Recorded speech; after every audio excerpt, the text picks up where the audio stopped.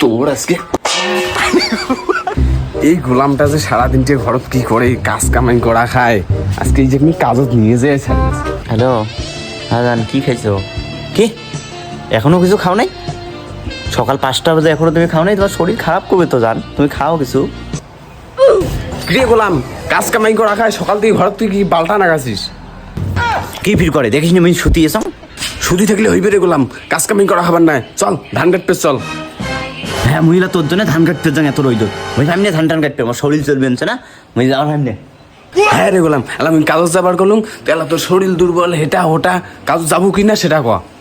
না আচ্ছা ঠিক আছে, কাগজ না যাস নাই, ভাত তরকারি আন্দাজ আং। যখন বিয়ে আসা তখন তো বিয়েও দেয় না, আর বাড়ির কাজ সব খালি মোড় করা খায়। ঠিক আছে আন্দি বেলা যা তুই। বিয়েও সদাইছি, কাজ করবি না পাই আর বিয়েও। ঠিক আছে আমি গেলুম। A few moments later. শরীরটা শেষ রে। ভাত আনতেছিস? ভাত আন, ভাত খাই।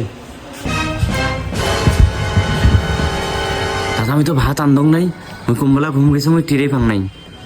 গোলামটা কয় কি যে বিয়ে নিয়ে মুই আর পাং না, একটা কাজও করে না, খালি মোড়ে কাজ করা হয় সবগুলো। গোলামটা খালি সবকিছু তৈরি করে দাও, খাওয়াই আছে। রে গোলাম, সবকিছু রেডি হয়েছে, ভাত খায়।